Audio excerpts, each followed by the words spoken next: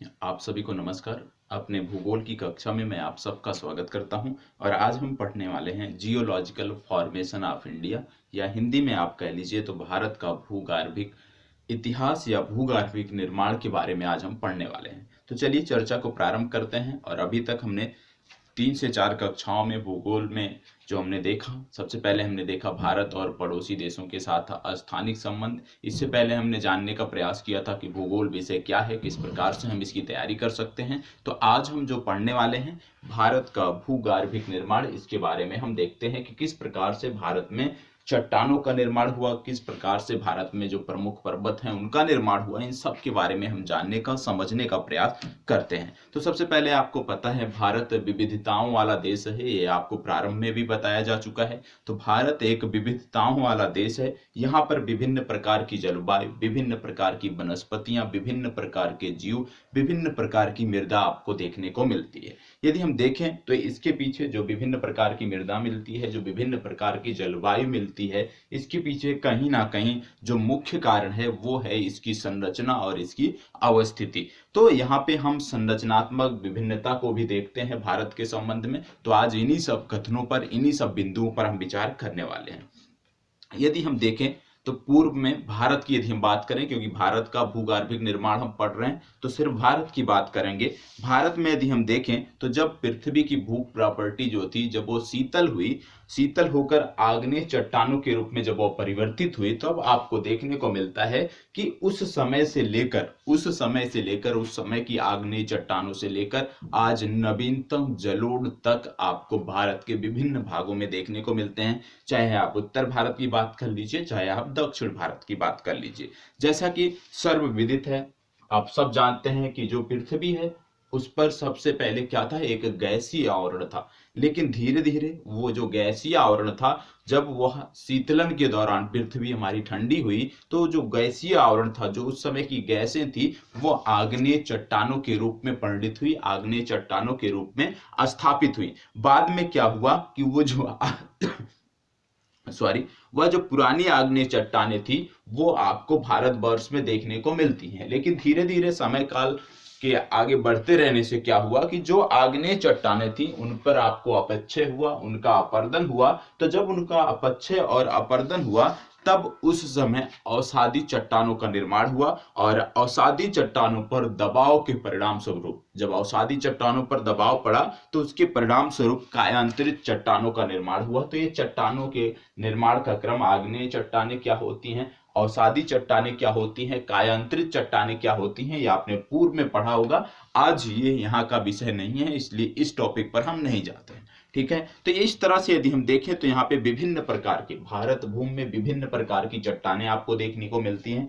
कहीं आपको आग्नेय चट्टानें देखने को मिलती हैं, कहीं आपको रूपांतरित चट्टानें या कायांतरित चट्टानें देखने को मिलती हैं, और कुछ भागों में आपको अवसादी चट्टानें भी देखने को मिलती हैं। तो ये जो अवसादी चट्टानें हैं, आग्नेय चट्टानें हैं, कायांतरित चट्टानें हैं, यदि हम देखें तो कहीं ना कहीं जो हमारा भौगोलिक इतिहास रहा है उसका परिणाम है ये। और उसी के परिणाम स्वरूप भारत के विभिन्न भागों में आपको विभिन्न चट्टानें देखने को मिलती हैं। अब ये जो विभिन्न चट्टानें देखने को मिलती हैं, इनका निर्माण किस प्रकार से हुआ, इनका समय काल क्या है, वही आज हम जानने का प्रयास करेंगे। उन्हीं बिंदुओं पर आज हम चर्चा करेंगे। तो चलिए सबसे पहले अपनी चर्चा को प्रारंभ करते हैं और पहला टॉपिक जो अपना है उससे शुरुआत करते हैं। सबसे पहले यदि हम देखें तो इसमें 6 से 7 पॉइंट मैंने आपको दिखाए हैं इस मैप में, जो चट्टानों के निर्माण के क्रम में प्रयोग किए जाते हैं। जैसे सबसे पहले यदि आप देखते हो तो अरावली, जो आपका अरावली पर्वत है, अरावली श्रृंखला जो आपकी है, सबसे पुरानी चट्टानें आपको अरावली के पास देखने को मिलती है। मतलब भारत में सबसे पहले जो फॉर्मेशन हुआ,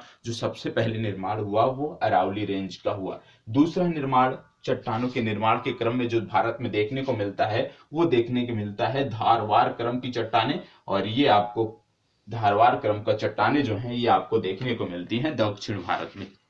जो तीसरा क्रम था चट्टानों के निर्माण का, वो आपका था कुडप्पा डिपॉजिट। कुडप्पा क्रम की चट्टानें आपने पढ़ा होगा, रायलसीमा के क्षेत्र में आपको देखने को मिलती हैं। इसके बाद चौथा जो क्रम था वो था परमो कार्बोनिफेरस, ग्लेशिएशन, जिसमें हिमानीकरण के परिणाम स्वरूप किस प्रकार से भारत में आज भी उसके निक्षेप मिलते हैं, तो इन सब चीजों की चर्चा यहाँ पे की गई थी। तो चौथा क्रम आपका ये था।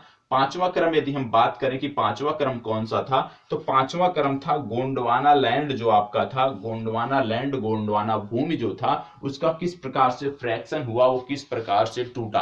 तो ये पांचवा क्रम था आपका गोंडवाना लैंड के टूटने का। छठवां जो क्रम है वो है काराकोरम के निर्माण का, काराकोरम जो श्रेणी है उसके निर्माण का। और सातवां जो है वो हिमालयन सेडिमेंटेशन, किस प्रकार से हिमालय के एक प्रकार से कह लीजिए अवसाद आज आपको देखने को मिलते हैं उत्तर भारत में, उसकी बात हुई थी। और इसके बाद था एलावियल, ये आपका पेस्टिसोन जो काल था उसके समय काल की बात है। और यहाँ पे आपको देखने को मिलता है कि किस प्रकार से आज चाहे आप दक्षिण भारत की बात कर लीजिए, चाहे आप उत्तर भारत की बात कर लीजिए, जो नदियां वहां से आती हैं किस मात्रा में गाद बहा कर लेके आती हैं, अपने साथ निक्षेप लेकर आती हैं और वही निक्षेप मैदानी भागों पे डालती हुई चलती हैं, जो आपको पूरे भारत में देखने को मिलता है। तो सबसे पहले हम बात करेंगे आज पहली चट्टान की कि अरावली का निर्माण किस प्रकार से हुआ। अरावली के बारे में यदि हम बात करें तो सबसे पहले आप जानते हैं जब हमारी पृथ्वी शीतल हुई तो ठोस आग्नेय चट्टानें बनी और वह आग्नेय चट्टानें आज आपको प्रायद्वीपीय भारत पर विभिन्न भागों में देखने को मिलती हैं। यदि हम बात करें ये घटना कब की है, अरावली के निर्माण की घटना कब की है, तो ये 600 मिलियन वर्ष पूर्व की घटना है। 600 मिलियन वर्ष पूर्व की ये घटना है जब अरावली का निर्माण हुआ। यदि हम काल की बात करें कि किस समय काल में हुआ, तो पूर्व कैम्ब्रियन काल में इसका निर्माण हुआ, ये आपको पता होना चाहिए। अब सबसे पहले यदि हम देखें तो यह घटना पूर्व कैम्ब्रियन काल के लगभग 600 मिलियन वर्ष पूर्व घटित हुई, जिसमें आर्कियन गनीसस और इसके साथ साथ आपको ग्रेनाइट्स की चट्टानें देखने को मिलती हैं। ग्रेनाइट्स की चट्टानें बनी। इसके दौरान क्या हुआ कि जो ये चट्टानें थी, ग्रेनाइट्स की चट्टानें थी, बाद में ये कायांतरित हो गई, क्योंकि आप जानते हैं कि कोई भी चट्टान होती है, कोई भी आग्नेय चट्टान है, लगातार उसका अपर्दन होता रहता है, उसका अपक्षय होता रहता है और उससे यदि हम देखें तो रूपांतरित चट्टानें या अवसादी चट्टानों का निर्माण होता रहता है। तो इस दौरान क्या हुआ कि छोटी छोटी जब अरावली में जो चट्टानें थी जब वो कायांतरित होने लगी, तो इस दौरान छोटी छोटी आग्नेय घटनाएं भी आपको इस समय काल में इस क्षेत्र में देखने को मिलती हैं। और जब इस समय काल में छोटी छोटी जो आपको आग्नेय घटनाएं देखने को मिलती हैं, तो इसी समय काल के दौरान ही अरावली मोड़दार पर्वत का निर्माण हुआ। अर्थात यदि हम दूसरे शब्दों में बोले तो जब हमारा जो प्रायद्वीपीय भारत था, जब हमारा प्रायद्वीपीय पठार जो था उसका शीतलन हो रहा था, जब प्रायद्वीपीय पठार का शीतलन हो रहा था, तो उस दौरान बहुत सारी चट्टानें बन रही थी। तो उसी दौरान अरावली मोड़दार पर्वत भी बना है। मतलब सबसे पहले काल में जब पृथ्वी का शीतलन आरंभ हुआ था कि उसी के दौरान की ये घटना है। तो इसी समय काल में इस पठार पर कुछ अन्य आग्नेय चट्टानों का भी निर्माण हुआ था। कुछ अन्य आग्नेय चट्टानें भी थी जो ज्वालामुखी क्रियाओं के फलस्वरूप, यदि हम देखें तो जो ज्वालामुखी क्रियाओं के फलस्वरूप निर्मित हुई थी और जिनके निक्षेप आज आपको इस क्षेत्र में देखने को मिलते हैं। तो सबसे पुरानी जो ज्वालामुखी चट्टानें हैं वो आज भी अरावली पर इसलिए हैं क्योंकि जब अरावली का फॉर्मेशन हो रहा था, जब अरावली का निर्माण हो रहा था, तो उस दौरान बहुत सारी आग्नेय घटनाएं घटित हुई थी और जो आग्नेय घटनाएं घटित हुई थी उनसे जो आग्नेय शैलें बनी थी ज्वालामुखी उद्गार के समय, ज्वालामुखी मैग्मा के बाहर आने के समय, वही चट्टानें आज आपको अरावली रेंज पर देखने को मिलती हैं। वही ज्वालामुखी चट्टानें आज आपको अरावली क्षेत्र में देखने को मिलती हैं। तो इस प्रकार से अरावली का निर्माण कब हुआ ये आपने समझा और जानने का प्रयास किया है। तो अरावली के बाद अब दूसरा हमारा है धारवाड़ सेडिमेंटेशन। तो धारवाड़ पे आगे बढ़ते हैं कि किस प्रकार से धारवाड़ क्रम की चट्टानें का निर्माण हुआ। तो जो बोला जाता है, जो हम पढ़ते हैं, जो हम सुनते हैं, तो दूसरी अरावली के निर्माण के बाद जो दूसरी भूगर्भीय घटना हुई वो निर्माण किसका था? वो निर्माण था धारवाड़ क्रम के चट्टानों का। अब धारवाड़ क्रम की जो चट्टानें हैं यहाँ पे यदि हम देखें तो पृथ्वी पर जब शीतलन हो रहा था, कहीं भी जब शीतलन होता है, पृथ्वी की बात छोड़ लीजिए, उदाहरण के रूप में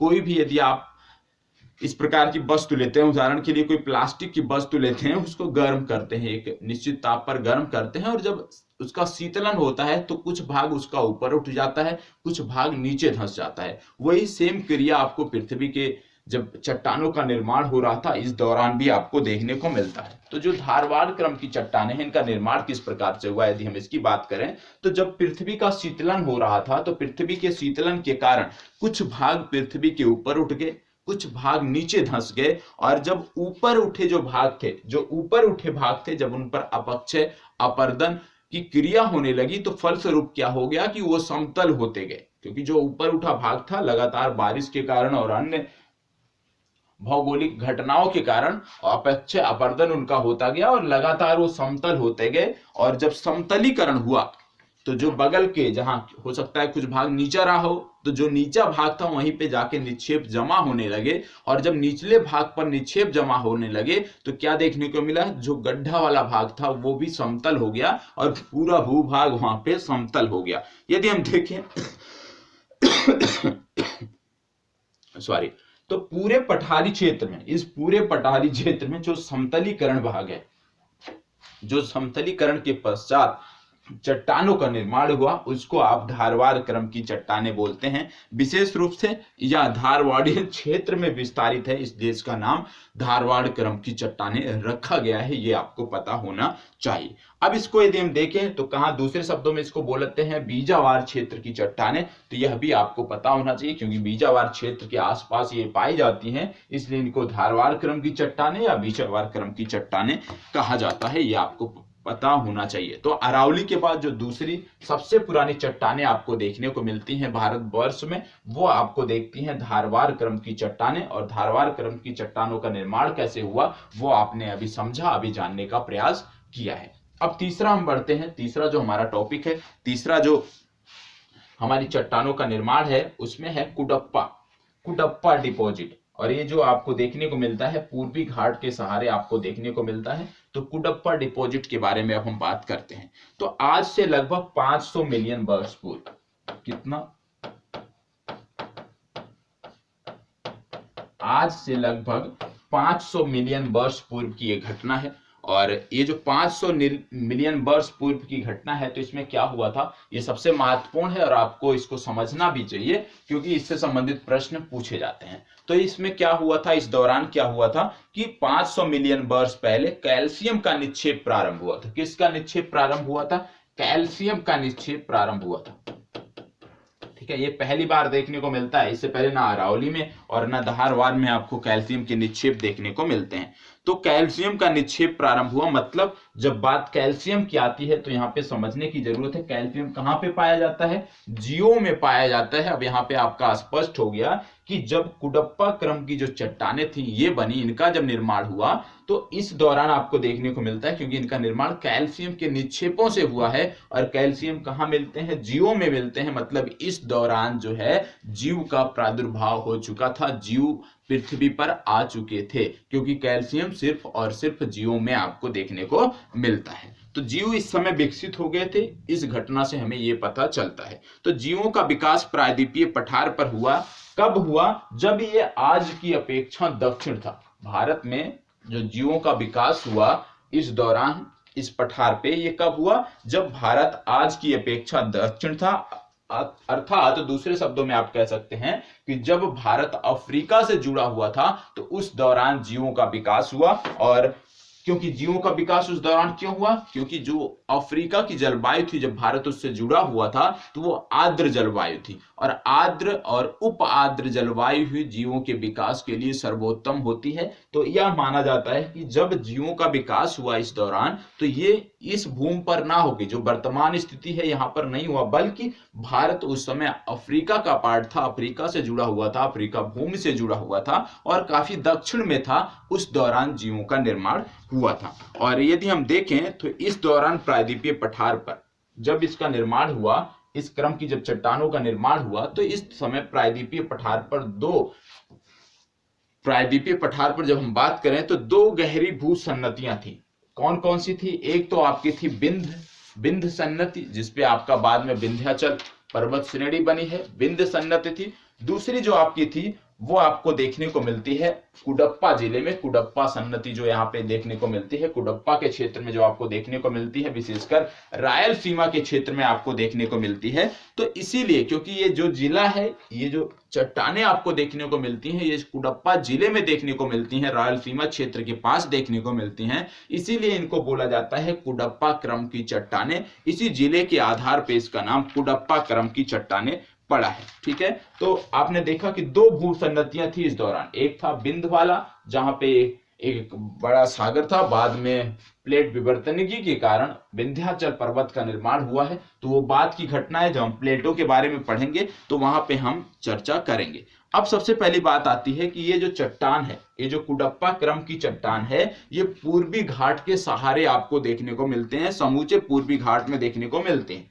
अब एक प्रश्न बनता है कि ये समूचे पूर्वी घाट में देखने को क्यों मिलते हैं, यह भी प्रश्न बनता है। तो इसका उत्तर है क्योंकि पूर्वी घाट पर्वत जो है, जो ये पूर्वी घाट पर्वत है, ये भी एक भूसन्नति से निकला है। पहला आपका कौन था, बिंद वाला भूसन्नति, दूसरा था पूर्वी घाट जो पर्वत है, ये दूसरे भूसन्नति से निकला है। और क्योंकि भूसन्नति से निकला है पूर्वी घाट पर्वत, इसलिए यहाँ पे आपको ये चीजें आपको देखने को मिलती हैं। पूर्व में यहाँ भी एक महासागर था, यहाँ भी जीव थे, यहाँ भी वनस्पतियां थी। ठीक है, सारे चीज थे, क्योंकि यदि कैल्शियम के निक्षेप मिल रहे हैं तो निश्चित रूप से जीव और वनस्पतियां अवश्य रहे होंगे। और यहीं से आपको एक चीज और समझने की जरूरत है कि आज भारत में जब भी चूना पत्थर की बात होती है, भारत में जब भी चूना पत्थर की बात होती है, दो पर्वतों के नाम, दो क्षेत्रों के नाम आते हैं। पहला विंध्याचल पर्वत का नाम आता है, और जो दूसरा है वो आपका आता है कौन सा, पूर्वी घाट। तो भारत में जब बात होती है चूना पत्थर की कहां पे पाया जाता है, तो दो चीजें आपको याद रखनी है।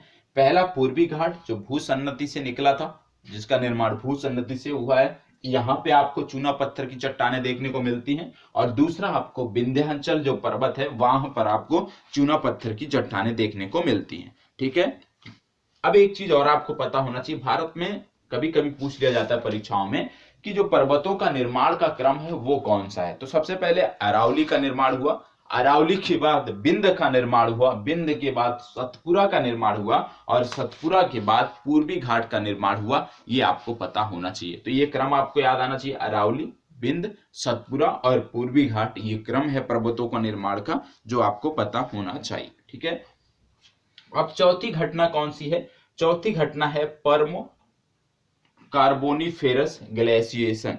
अब इसमें क्या हुआ था, इस दौरान क्या हुआ था, इसको समझने का प्रयास करते हैं। तो भारत में चट्टानों की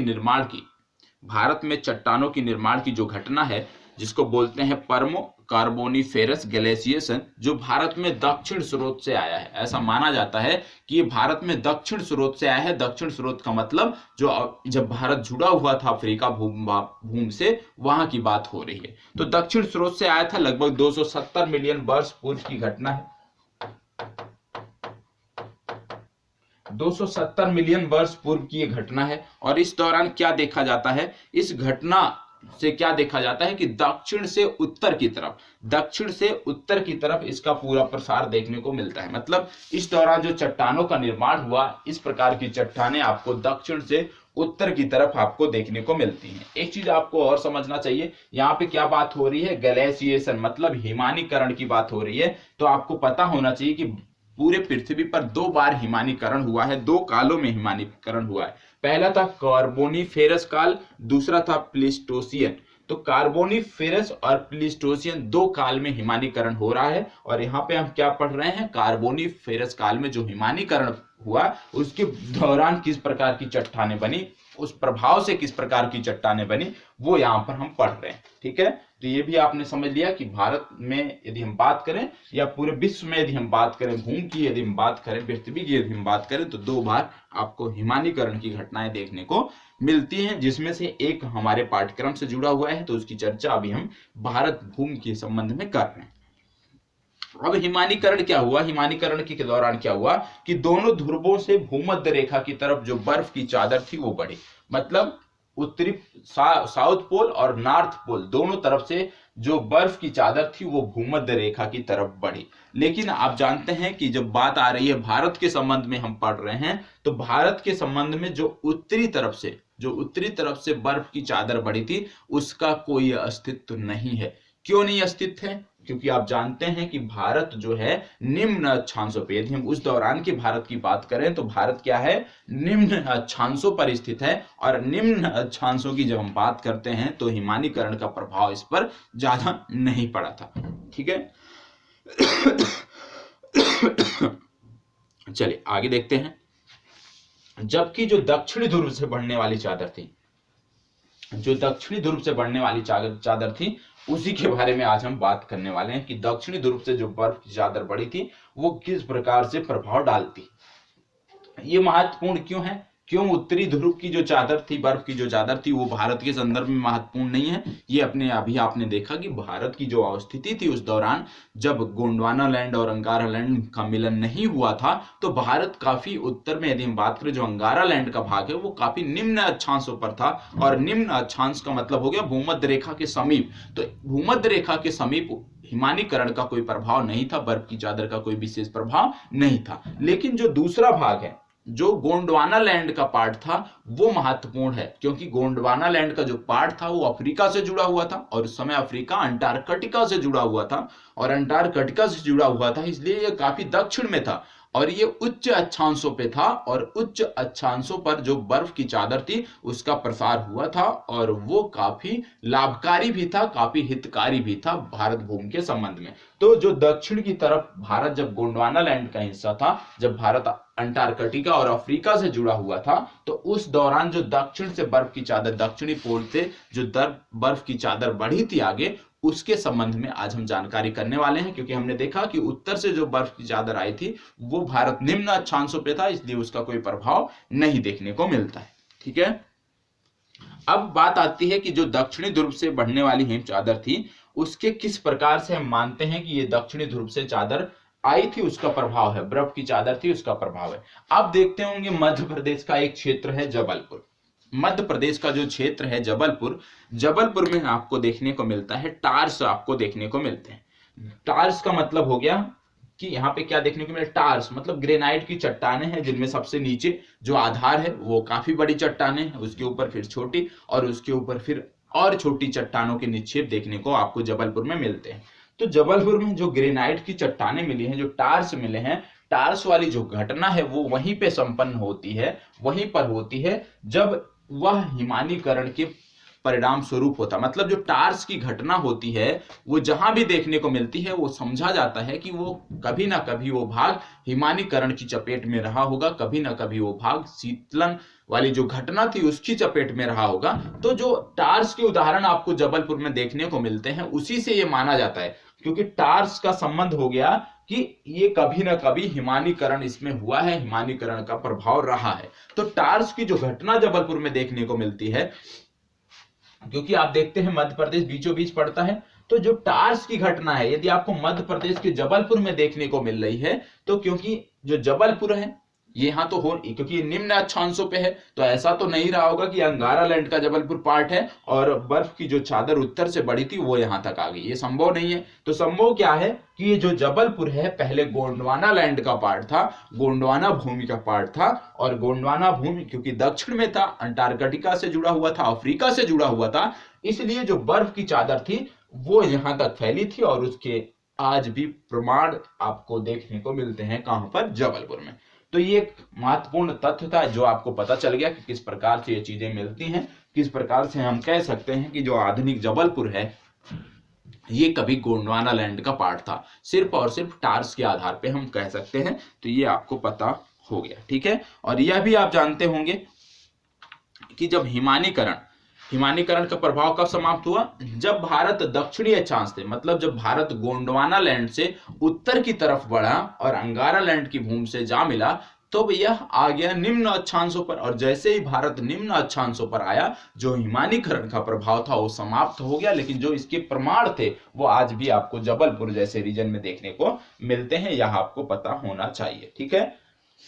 और अब आगे देखते हैं कि गोंडवाना लैंड की चट्टानें, गोंडवाना बार बार पढ़ रहे हैं, तो गोंडवाना लैंड की चट्टानें क्या होती हैं। हिमानीकरण के कारण इस प्रायद्वीपीय पठार पर अवसादों का यदि हम देखें तो निक्षेपण हुआ, और जो अवसाद का निक्षेपण हुआ तो उस समय जो भूमि तैयार हुई अवसादों के निक्षेपण से, उसी को आप गोंडवाना लैंड के नाम से जानते हैं, गोंडवाना भूमि के नाम से जानते हैं। और गोंडवाना भूमि की जब बात करते हैं तो भारत की एक जनजाति है गोंड, जो आपको महाराष्ट्र में देखने को मिलती है, मध्य प्रदेश में देखने को मिलती है, वहीं से ये संदर्भित है, वहीं से इसका नाम गोंडवाना भूमि रखा गया है, ये आपको पता होना चाहिए। ठीक है, यदि हम बात करें गोंडवाना लैंड, तो गोंडवाना लैंड में पहले क्या क्या सम्मिलित था। पहले गोंडवाना लैंड में ऑस्ट्रेलिया सम्मिलित था, भारत का प्रायद्वीपीय जो भाग है वो सम्मिलित था, इसके साथ साथ आपका अफ्रीका सम्मिलित था, और दक्षिण अमेरिका भी गोंडवाना लैंड का पार्ट था, ये भी आपको पता होना चाहिए। ठीक है, चलिए आगे बढ़ते हैं, और अगली घटना है 5वीं, गोंडवाना लैंड का विघटन, कि किस प्रकार से गोंडवाना लैंड का विघटन हुआ, इसके बारे में हम जानने वाले हैं। ठीक है, तो सबसे पहले आपको पता होना चाहिए गोंडवाना लैंड के अंतर्गत कौन कौन सी भूमि पहले थी। तो मैंने आपको बताया कि गोंडवाना लैंड के अंतर्गत ऑस्ट्रेलिया अफ्रीका के साथ साथ दक्षिण अमेरिका, भारत का प्रायद्वीपीय भाग, ये सारे गोंडवाना लैंड के भाग थे। और लगभग 200 मिलियन वर्ष पूर्व, कब 200 मिलियन वर्ष पूर्व गोंडवाना लैंड का विघटन हुआ था। क्यों हुआ था यदि हम देखें तो आप जानते हैं गोंडवाना लैंड की यदि हम बात करें तो सबसे पहले आप जानते हैं कि एक भूमि थी अंगारा लैंड, एक थी गोंडवाना लैंड, और दोनों के बीच में एक सागर हुआ करता था जिसका नाम था टेथिस सागर। मतलब पहले ये सब क्या थे, पैंजिया के भाग थे, बाद में इनका विघटन हुआ था और बीच में आ गया था टेथिस सागर, जिसके बारे में भी आप आगे पढ़ेंगे जब हम भारत का भूगोलिक, जब हम बात करेंगे, हम ये आपका आएगा फिजिकल ज्योग्राफी में, तो शायद फिजिकल ज्योग्राफी अभी नहीं पढ़ानी है, तो फिजिकल की बात जब होगी तो वहां पे हम देखेंगे कि किस प्रकार से भारत भूमि का विघटन हुआ, किस प्रकार से प्लेट विवर्तनिकी में भी हम थोड़ा बहुत देखेंगे इन सब चीजों को, तो वहां पे हम देख लेंगे। तो 200 मिलियन वर्ष पूर्व जब विघटन हुआ तो दक्षिण अमेरिका जो था, जब इस भूमि का विघटन हुआ, जो गोंडवाना लैंड था, जब इसका विघटन हुआ 200 मिलियन वर्ष पूर्व, तो आपका जो दक्षिण अमेरिका था वो पश्चिम की तरफ मूव कर गया, जो आपका अफ्रीका था वो आपका दक्षिण की तरफ मूव कर गया, जो भारतीय प्रायद्वीपीय भाग था ये आपके उत्तर पूर्व की तरफ मूव कर गया, और जो ऑस्ट्रेलिया था वो पूर्व की तरफ मूव कर गया। तो इतना अंतर आपको देखने को मिलता है। तो कहने का मतलब था कि पांचवी घटना थी गोंडवाना लैंड का विघटन, और किस प्रकार से गोंडवाना लैंड का विघटन हुआ, कौन सा भूभाग गोंडवाना लैंड का हिस्सा था, और बाद में किस प्रकार से वो विघटित होकर किस तरफ मूव कर गए, उन सब की चर्चा भी आपने की है। तो पांचवा भी हमने देख लिया। अब हम बढ़ते हैं 6वीं घटना के बारे में, और जो 6वीं घटना है वो है काराकोरम का निर्माण। किस प्रकार से काराकोरम का निर्माण हुआ, और आप जानते हैं काराकोरम को बोला जाता है पार हिमालयन श्रेणी। तो क्योंकि काराकोरम को हम हिमालय का पार्ट नहीं मानते हैं, तो काराकोरम मेसोजोइक पीरियड में ये इसका निर्माण हुआ, तो इसके बारे में हम समझने वाले हैं, जानने वाले हैं। ठीक है, तो चलिए आगे बढ़ते हैं और देखते हैं काराकोरम के बारे में। सबसे पहले मध्यजीवी काल की समाप्ति के समय लगभग 70 मिलियन वर्ष पहले, ये घटना आपकी है 70 मिलियन वर्ष पहले, 70 मिलियन वर्ष पहले की ये घटना है जब काराकोरम का निर्माण हुआ। उसकी जब हम बात करते हैं तो 70 मिलियन वर्ष पहले की ये घटना है। और 70 मिलियन वर्ष पहले क्या हुआ है, लावा का उद्गार हुआ था। कहां पर हुआ था, दक्कन का जो पठार है वहां पर आपको लावा का उद्गार देखने को मिलता था। तो लावा का उद्गार हुआ था उसी समय जब दक्कन का जो पठार है, दक्कन का जो क्षेत्र है, जब वहां पे लावा का उद्गार हुआ था, तो उसी दौरान ही आपको काराकोरम फेज में हिमालय की उत्पत्ति प्रारंभ होती। मतलब उसी दौरान जब दक्कन में लावा का उद्गार हुआ, उसी के साथ साथ ये घटना हुई थी कि काराकोरम रेंज का निर्माण प्रारंभ हुआ था। तो आइए समझते हैं कि भाई दक्कन में लावा का उद्गार क्यों हुआ और काराकोरम का निर्माण कैसे हुआ, इन सबको हम समझने का प्रयास करते हैं। सबसे पहले एक चीज आप जान लीजिए कि जो विंध्याचल है, विंध्याचल पर्वत के दक्षिण के भाग को हम कहते हैं दक्षिणी भारत, और उसके उत्तर के भाग को हम कहते हैं उत्तरी भारत। ये चीजें आपकी क्लियर होनी चाहिए, क्योंकि जब हम बात करेंगे दक्षिण भारत तो आपको समझ में आना चाहिए कि किस क्षेत्र की बात हो रही है। सबसे पहले दक्कन जो है विंध्याचल के दक्षिण में है, और विंध्याचल के दक्षिण में जब लावा का उद्गार हुआ, विंध्याचल का जो दक्षिण है, दक्कन का पठार के निर्माण कैसे हुआ उसके क्रम में हम बात कर रहे हैं। तो जो विंध्याचल पर्वत है उसके दक्षिण में क्या हुआ, लावा का उद्गार हुआ।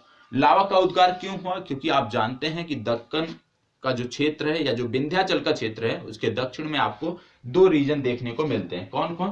पहला है नर्मदा भ्रंश और दूसरा है ताप्ती, क्योंकि ये बहुत पुरानी है और इनका जो भ्रंश है वो आपको देखने को मिलता है। तो इन्हीं भ्रंशों से लावा का उद्गार हुआ था। क्यों हुआ था अभी आगे हम इसको सीखने का प्रयास करते हैं।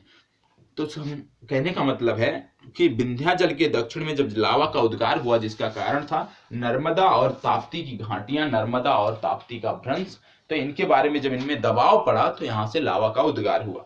अब आगे बढ़ते हैं कि जब प्रायद्वीपीय पठार जो था, जो हमारा प्रायद्वीपीय पठार है, जब प्रायद्वीपीय पठार क्या हुआ, उत्तर की तरफ बढ़ा और जब उत्तर की तरफ बढ़ा तो वहां पे क्या देखने को मिलता है, जो पश्चिमी भाग था अरावली से धारवाड़ की यदि हम बात करें एक क्रम में, जब ये पूरा का पूरा उत्तर की तरफ बढ़ा तो उत्तर की तरफ बढ़ने से क्या हुआ, कहीं ना कहीं जाके टकराएगा। तो कहां पे जाके टकराया, जब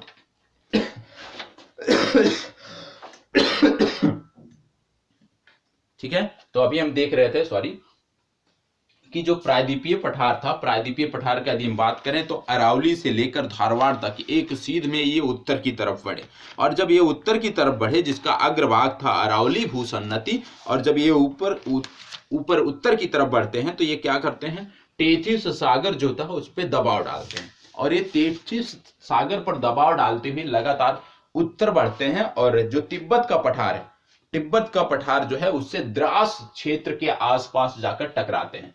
कहने का मतलब है जो काराकोरम निर्माण की घटना हुई ये कब हुई, जब प्रायद्वीपीय पठार का जो भाग था वो उत्तर की तरफ बढ़ा, अरावली आगे था, अरावली के साथ साथ ये उत्तर की तरफ बढ़ा और जब उत्तर की तरफ ये बढ़ते हैं तो द्रास नामक जो क्षेत्र है यहां पर ये जाके टकरा जाते हैं, किससे, तिब्बत के पठार से टकरा जाते हैं। और जब ये आगे बढ़ते हैं तो बीच में इनके क्या है, टेथिस सागर इनके बीच में है, ये टेथिस सागर पर दबाव डालते हुए आगे बढ़ते हैं और जब टेथिस सागर पर ये दबाव डालता है, जो प्रायद्वीपीय भाग है जब टेथिस सागर पर दबाव डालता है तो निश्चित रूप से जब किसी चीज पर हम दबाव डालेंगे तो इससे क्या होगा कि मलबा जो होगा, जो सागर का मलबा होगा वो ऊपर उठेगा और जब हम जाके तिब्बत के पठार से टकराते हैं तो वही जो मलबा था टेथिस सागर का वही उठता ऊपर चला गया और इसी से काराकोरम श्रेणी का निर्माण हुआ है, ये आपको पता होना चाहिए। ठीक है, हालांकि काराकोरम जो है एक मोड़दार पर्वत है और इसकी ऊंचाई की यदि हम बात करें तो ऊंचाई इसकी बहुत ज्यादा है,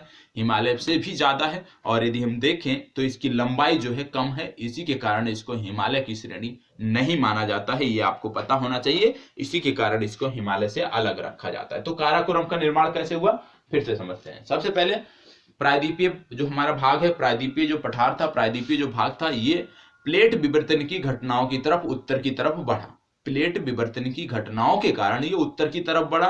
बीच में इसके टेथिस सागर था, ये टेथिस सागर पर दबाव बढ़ाते हुए, दबाव बनाते हुए आगे की तरफ बढ़े और जब टेथिस सागर पर दबाव बना तो इसमें जो मलबा था वो ऊपर उठने लगा और जब ये जाके तिब्बत के पठार से द्रास क्षेत्र के आसपास टकराते हैं तो क्या हुआ कि यही मलबा ऊपर उठता चला गया और इसी से काराकोरम श्रेणी का निर्माण हुआ। तो काराकोरम आपने देख लिया और इसमें एक चीज और आपको जानना होगा कि हिमालय का जो विस्तार है वो माना जाता है पामीर के गांठ से लेकर नामचा बरवा तक, कभी कभी इसको अराकानियोमा को भी इसमें जोड़ लेते हैं।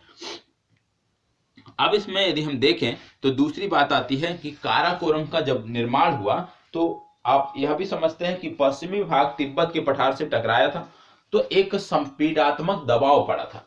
जब हमारा ये भाग तिब्बत से टकराया प्रायद्वीपीय भारत का तो एक संपीड़ात्मक दबाव पड़ा और जब संपीड़ात्मक दबाव पड़ा तो इससे क्या हुआ, संपीड़ात्मक दबाव के कारण जो महाराष्ट्र का क्षेत्र है वहां पे एक भ्रंश का निर्माण हुआ, काराकोरम का निर्माण हो गया।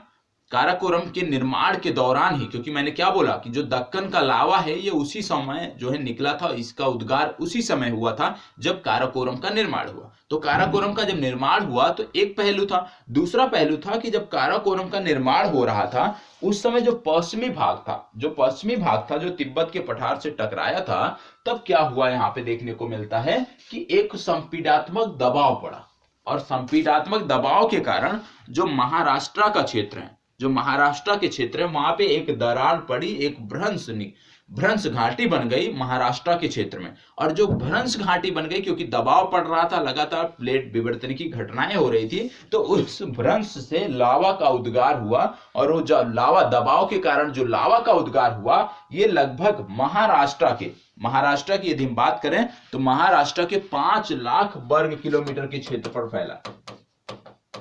5 लाख वर्ग किलोमीटर के क्षेत्र पर फैला। और जो 5 लाख वर्ग किलोमीटर के क्षेत्र पर ये लावा फैला था, यहीं पर आपको देखने को मिलता है कि ज्वालामुखी निक्षेप आज भी आपको देखने को मिलते हैं। तो महाराष्ट्र रीजन में कहीं भी आपको ज्वालामुखी के निक्षेप देखने को मिलते हैं तो आपको समझना है कि क्यों देखने को मिलते हैं। क्योंकि जब काराकोरम का निर्माण हो रहा था तो उस दौरान जो लावा निकला था संपीड़नात्मक दबाव के कारण, जो महाराष्ट्र में भ्रंश बनने के कारण जो लावा निकला था, वो 5 लाख वर्ग किलोमीटर के क्षेत्र पर विस्तारित हुआ था, 5 लाख वर्ग किलोमीटर के क्षेत्र पर फैला था। और वहीं से आपको आज भी जो महाराष्ट्र रीजन में या महाराष्ट्र से जुड़े हुए अन्य क्षेत्रों में जहां पे आपको ज्वालामुखी चट्टानें देखने को मिलती हैं, तो इसका कारण यही है काराकोरम का निर्माण। ठीक है, तो ये चीज आपने देखा कि किस प्रकार से लावा निकला दक्कन पे किस प्रकार से आपको देखने को मिलता है। दक्कन के पठार के बारे में आपने देखा और आपने काराकोरम के निर्माण के बारे में आपने देखा। तो छठवीं जो घटना थी वो आपने पढ़ लिया, काराकोरम, मेसोजोइक और दक्कन के बारे में आपने देखा कि किस प्रकार से दक्कन के क्षेत्र में लावा का उद्गार हुआ है। तो 2 चीजें आपने देख लिया। अब हम बढ़ते हैं 7वें पॉइंट के बारे में। 7वें जो घटना है, अब यहाँ पे एक चीज और आपसे पूछा जा सकता है, आपको पता भी होना चाहिए कि भाई लावा का क्यों निकला। संपीड़नात्मक दबाव पड़ा तो लावा क्यों निकला। संपीड़नात्मक दबाव के कारण लावा नहीं निकलना चाहिए। मतलब यहाँ पे क्या था कि जो भारतीय प्लेट थी उसका उत्तरी किनारा, जब भारतीय प्लेट जो थी उसका उत्तरी किनारा अरावली, जो अरावली से लगा हुआ उसका उत्तरी किनारा था, जब वो टेथिस भूसन्नति में धंसा। क्योंकि आप जानते हैं कि प्लेट विवर्तन की, जब एक प्लेट दूसरे के नीचे जाती है, एक प्लेट दूसरे के नीचे अधिगमित होती है, तो उस दौरान लावा का उद्गार होता है। तो वही चीजें आपको इस दौरान देखने को मिली। जब भारतीय प्लेट का जो उत्तरी किनारा था, ये बाएं से जो अरावली था, अरावली के बाएं से जब ये टेथिस भूसन्नति में धंसा और तिब्बतियन प्लेट में अधिगमित हुआ। टेथिस भूसन्नति में दबकर जो तिब्बत की प्लेट है उसमें जब अधिगमित हुआ, तो इस दौरान लावा का उद्गार हुआ। तो लावा का उद्गार क्यों हुआ ये आपको पता होना चाहिए। जब 2 प्लेटें एक दूसरे के नीचे अधिगमित होती हैं तो उस दौरान लावा का निर्माण होता है। तो लावा का निर्माण क्यों हुआ ये कारण भी आपको पता होना चाहिए। ठीक है, चलिए आगे देखते हैं। अगला आपका आ जाता है, 7वां पॉइंट आ जाता है कि हिमालय में अवसादी चट्टानों का निर्माण। 7वां पॉइंट है हिमालय में अवसादी चट्टानों का निर्माण। आप जानते हैं कि हिमालय में पूरा हिमालय जो है वो अवसाद से ही बना है। पूरा का पूरा हिमालय अवसाद से ही बना है, तो कोई नई बात नहीं है। हिमालय में अवसादी चट्टानें क्यों पाई जाती हैं इसके बारे में आपको समझने की जरूरत है। जब हिमालय के बारे में आपको बताया जाएगा, हिमालय के बारे में डिटेल से चर्चा होगी, तो वहां पे हम देखेंगे कि हिमालय में अवसादी चट्टानों का निर्माण क्यों हुआ। ठीक है, तो ये चीजें आपको, इसके कारण क्या है, हिमानी है, पर हिमानी इसका कारण है, फिर इसके बाद वर्षा भी इसका कारण है, फिर इसके बाद जो निक्षेपण हुआ वो सारे कारण हैं, जलीय कारण भी यहाँ पे हैं। तो हिमालय में अवसादी चट्टानों का निक्षेपण, अवसादी चट्टानें जो पाई जाती हैं किस प्रकार से बनी, किस प्रकार से पाई जाती हैं, जब हम हिमालय के बारे में पढ़ेंगे, हम आगे हिमालय पर्वत के निर्माण के क्रम के पढ़ने वाले हैं, तो वहां पे हम समझने का प्रयास करेंगे। 8वां पॉइंट आपको देखने को मिलता है कि किस प्रकार से आज भी, चाहे आप उत्तर भारत की बात कर लीजिए या दक्षिण भारत की बात कर लीजिए, किस प्रकार से जो मृदा है, किस प्रकार से जो मृदा कह लीजिए या जलोढ़ मृदा कह लीजिए, वो आज भी, चाहे गंगा का मैदान हो या दक्षिण भारत के जो नदियों का मैदान है, चाहे महानदी हो, कृष्णा हो, कावेरी हो, कैसे मिलते हैं, किस प्रकार से वहां पे उनका निक्षेपण हो रहा है, उसके बारे में पता होना चाहिए। तो आप देखते हैं कोई भी नदी है, क्योंकि जो भी नदियां हैं भारत में युवा है, तो लगातार ये भारी मात्रा में अपने साथ ये लेके आती हैं, बहा के निक्षेप बहा के लेके आती हैं। और जो ये निक्षेप बहा के लेके आती हैं, ये क्या करती हैं, मैदानी भागों में इनको छोड़ते हुए आगे बढ़ जाती हैं।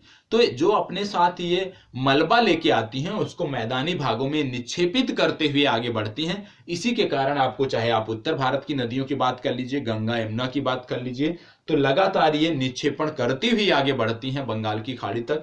दक्षिण भारत की नदियां जैसे मैंने कहा कृष्णा, कावेरी, गोदावरी, ये सारी भी निक्षेपण कर रही हैं मैदानी भागों में। तो इसके कारण क्या है कि मैदानी भागों में निक्षेपण की घटनाएं लगातार बढ़ रही हैं, मैदानी भागों में जलोढ़ मृदा लगातार बढ़ रही है, और ये सारी चीजें आपको पता होना चाहिए। तो सबसे नवीनतम ये चीजें वर्तमान समय में जो हो रही हैं वो सबसे नवीनतम यही हो रही हैं कि निक्षेपण, मैदानी भागों में जलोढ़ मृदा का निक्षेपण, ये सबसे नवीनतम घटना वर्तमान समय में है।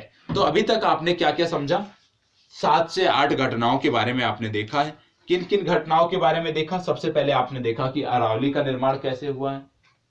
दूसरी घटना आपने देखा धारवाड़ क्रम की चट्टानों का निर्माण कैसे हुआ। तीसरा आपने देखा कुडप्पा क्रम की चट्टानों का निर्माण कैसे हुआ है। और चौथा आपने देखा कि हिमानीकरण के काल में किस प्रकार से भारत भूमि में हिमानीकरण का प्रभाव किस प्रकार से भारत भूमि में था, और किस प्रकार से हिमानीकरण के दौरान की चट्टानें आज भी भारत भूमि में देखने को मिलती हैं।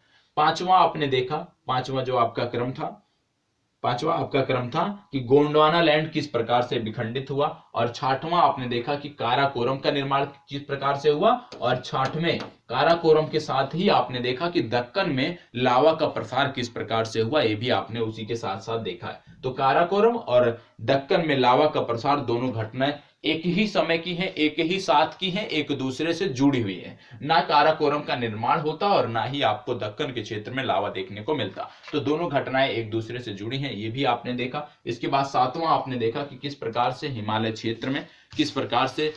क्षेत्र में जो आपको देखने को मिलता है कि अवसादी चट्टानें लगातार, अवसादी चट्टानों के बारे में प्रूफ लगातार मिल रहा है। मतलब कि पूरा का पूरा जो हिमालय रेंज है ये अवसादी चट्टानों से निर्मित हुआ है, इसके बारे में आपने देखा। और अभी इसके बारे में आप आगे भी जब हिमालय की हम बात करेंगे वहां से आप डिटेल में पढ़ने वाले हैं। और आठवां आपने देखा कि किस प्रकार से जो सभी सबसे नवीनतम घटना हो रही है भारतीय भूभाग पे, वो हो रही है जलोढ़ मृदा का निक्षेपण। किस प्रकार से गाद का निक्षेपण हो रहा है, जो सबसे नवीनतम घटना है, उसके बारे में आपने देखा।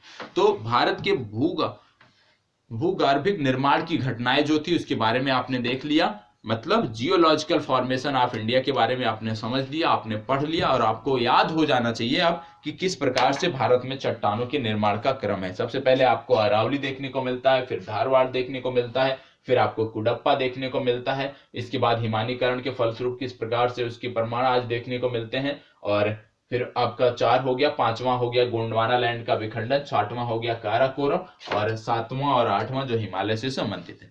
तो यहीं पे अपनी चर्चा को विराम देते हैं। उम्मीद करते हैं चीजें समझ में आई होंगी। यदि किसी भी प्रकार की कोई समस्या है तो आप बता सकते हैं, ठीक है। यदि कभी भारत के भौगोलिक इतिहास पर टिप्पणी लिखने को आ जाए कि भारत के भौगोलिक इतिहास पर टिप्पणी लिखिए, तो आपको इन्हीं 7 से 8 बिंदुओं पर लिखना होगा, ठीक है। तो याद रखिएगा, यदि हम पूछ लिए जाए कि भारत के भौगोलिक इतिहास पर टिप्पणी लिखें, तो आप इन्हीं 7 से 8 बिंदुओं को क्रमबद्ध तरीके से 2-2, 3-3 पंक्तियों में लिखने का प्रयास करेंगे, ठीक है। तो आज का अभ्यास प्रश्न भी है कि भारत के भौगोलिक इतिहास या संरचनात्मक इतिहास पर टिप्पणी लिखिए। क्या है? भारत के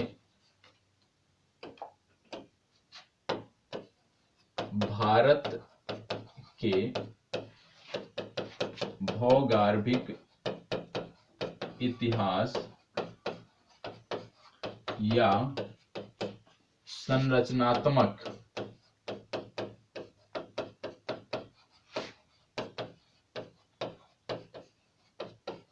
इतिहास पर टिप्पणी लिखिए। आप टिप्पणी लिखना है 250 शब्दों में लिखना है, तो आप लिखकर इसको शेयर करेंगे, ठीक है। तो आज का अभ्यास प्रश्न है भारत के भौगोलिक इतिहास या संरचनात्मक इतिहास पर टिप्पणी लिखिए। तो आप सबसे निवेदन है कि इस प्रश्न का उत्तर अवश्य शेयर करिएगा। धन्यवाद।